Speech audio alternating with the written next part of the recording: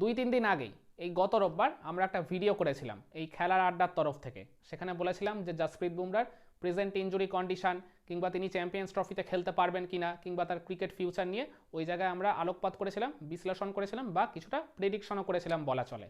তো এখন তো দেখছি সেই সব কিছু একেবারে অক্ষরে অক্ষরে মিলে গেল। কারণ গতকাল রাতে বিসিসিআই মানে তাদের চ্যাম্পিয়ন্স ট্রফির চূড়ান্ত 15 জনের স্কোয়াডটা আইসিসির কাছে জমা দিয়েছে, যেখানে পরিষ্কার দেখা যাচ্ছে যে জাসপ্রীত বুমরার নামটা মিসিং। তার মানে ওই মানে প্রিলিমিনারি স্কোয়াডে তিনি থাকা সত্ত্বেও ওই জায়গায় আর কি চূড়ান্ত দলে জায়গা না পাওয়ার মূল কারণটাই হচ্ছে তার ওই ব্যাক স্প্যাজমের ইঞ্জুরিটা পুরোপুরি রিকভার করতে না পারা, যেই কারণেই তাকে একবারে শেষ পর্যায়ে শেষ মুহূর্তে এসে চ্যাম্পিয়ন্স ট্রফি স্কোয়াড থেকে ছিটকে যেতে হলো। তো বুমরা ওই জায়গায় আউট হয়ে গেল, বরুণ চক্রবর্তী ওই জায়গায় দলে এসছেন। তো অনেকে এই জায়গায় আবার দেখছি মনে করছেন যে বুমরার জায়গায় বরুণ চক্রবর্তী দলে ইনক্লুড হয়েছে। আমি বলবো না, একেবারেই আপনারা ভুল ভাবছেন। বুমরার জায়গায় দলে এসছেন হর্ষিত রানা। আপনারা খেয়াল করে দেখবেন ওই চ্যাম্পিয়ন্স ট্রফি যে প্রিলিমিনারি 15 জনের স্কোয়াডটা দিয়েছিল গত মাসে, ওইখানে মানে হর্ষিত রানার নামটা কিন্তু ছিল না। কিন্তু ইংল্যান্ডের বিপক্ষে 3 ম্যাচের ওডিআই সিরিজে হর্ষিত রানার নামটা ছিল। তখন আর কি নির্বাচকদের পক্ষ থেকে বলেই দেওয়া হয়েছিল বুমরা যদি শেষ পর্যন্ত চ্যাম্পিয়ন্স ট্রফিতে অ্যাভেলেবেল না থাকেন তাহলে হর্ষিত রানা বুমরাকে রিপ্লেস করবেন। তো ঠিক সেটাই আর কি ঘটলো। আর বরুণ চক্রবর্তী চ্যাম্পিয়ন্স ট্রফির 15 জনের স্কোয়াডে এসছেন যশস্বী জয়সওয়ালের জায়গায়। মানে এটা আর কি বলতে গেলে খুব বড় একটা চমক ছিল, কারণ জয়সওয়ালকে নেওয়াই হয়েছিল ব্যাকআপ ওপেনার হিসেবে। তো একবারে শেষ মুহূর্তে দেখলাম নির্বাচকরা বরুণ চক্রবর্তীকে ওই জায়গায় 15 জনের স্কোয়াডে জায়গা দিয়ে দিল। তাহলে এই টুকটাক অদল বদলের পর এই চ্যাম্পিয়ন্স ট্রফির 15 জনের চূড়ান্ত স্কোয়াডটা ঠিক কেমন হলো চলুন সেটাও আপনাদের সাথে এখন না হয় শেয়ার করে দিই। আমি ওই ক্যাটাগরি ওয়াইজ যেরকম প্লেয়ারদের লিস্টটা তুলে ধরি আপনাদের সাথে সেটাই বলছি। ব্যাটারদের তালিকায় আসবেন captain Rohit Sharma, vice captain Shubman Gill, Virat Kohli, Shreyas Iyer. অলরাউন্ডারদের তালিকায় আসবেন হার্দিক পান্ডিয়া, ওয়াশিংটন সুন্দর, আকসার প্যাটেল আর রবীন্দ্র জাডেজা।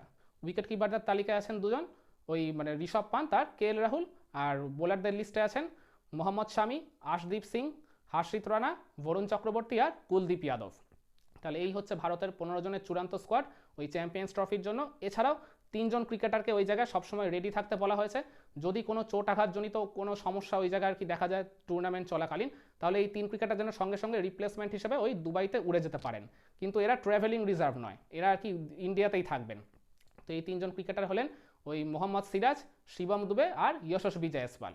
যশস্বী জয়সওয়ালকে ওই 15 জনের চূড়ান্ত স্কোয়াডে প্রথমে জায়গা দেওয়া হলো, একবারে শেষ মুহূর্তে বরুণ চক্রবর্তী তাকে রিপ্লেস করে দলে ঢুকে গেছে আর জয়সওয়াল চলে গেছেন ওই রিজার্ভ বেঞ্চে। আমি বলবো এই কলটা একদম শেষ মুহূর্তে হলো পারফেক্ট একটা ডিসিশন ছিল, কারণ জয়সওয়াল যদি 15 জনের চূড়ান্ত স্কোয়াডে থাকতেনও তিনি কিন্তু একটাও ম্যাচ খেলার সুযোগ পেতেন না, যদি রোহিত আর গিল সবকটা ম্যাচের জন্যই আর কি ওপেন করতে পারতেন বা তারা ওই জায়গায় পুরোপুরি ফিট থাকতে পারতেন। ঠিক আমরা যে ঘটনাটা দেখেছিলাম ওই গত বছর টি-20 বিশ্বকাপে, সেখানেও জয়সওয়াল কিন্তু 15 জনের স্কোয়াডে ছিলেন, কিন্তু ওই মানে ওপেনাররা যেহেতু আর কি মানে ফিক্স ওই স্পটটা ছিল, বিরাট কোহলি রোহিত শর্মা ওপেন করেছিলেন বলে মানে জয়সওয়ালকে ওই ডাগআউটে বসেই পুরো টুর্নামেন্ট কাটিয়ে দিতে হয়েছিল। কিন্তু এই জায়গায় বরুণ চক্রবর্তীকে তারা দলে নিয়ে একটা আর কি চমক দিয়েছে ডেফিনেটলি। আমি মনে করি বরুণ চক্রবর্তীকে শেষ মুহূর্তে দলে নেওয়ার মূল কারণটাই হচ্ছে ওই কুলদীপ যাদবকে আর কি একটু ভরসা দেওয়া, বা কুলদীপ যাদবের অফ ফর্ম বা তিনি আর কি তো অনেকদিন পর ইঞ্জুরি কাটিয়ে ফিরেছেন বলা চলে।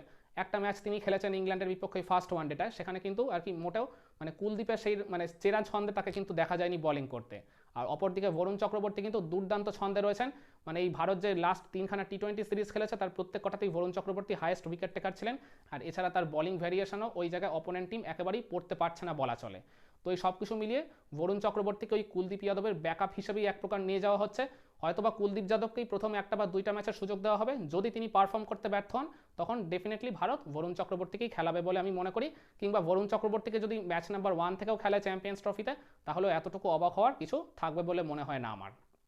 তো সব কিছু মিলিয়ে আমার এটাই বলার যে জাসপ্রীত বুমরা হয়তো ছিটকে গেছেন ঠিকই, মানে ওই মানে ইনজুরি নিয়ে তো জোর করে তাকে খেলিয়ে দেওয়া যায় না, মানে ওটা তার জন্য বা তার মানে ফিউচার ক্রিকেট ক্যারিয়ারের জন্য যথেষ্ট হুমকির একটা বিষয় হয়ে যেত।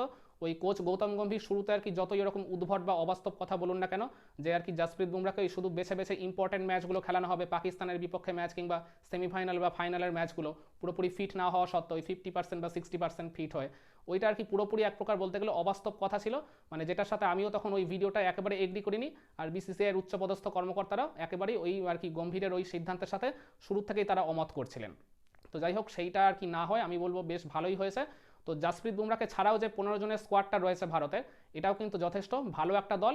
এই দলটাও কিন্তু যে কোনো সময় যে কোনো কন্ডিশনে যে কোনো প্রতিপক্ষের বিরুদ্ধে একেবারে চোখে চোখ রেখে লড়াই করে ম্যাচ জিতে কিংবা এই চ্যাম্পিয়ন্স ট্রফির শিরোপাটাও জয় করে আনার ক্ষমতা রাখে বলে আমি মনে করি।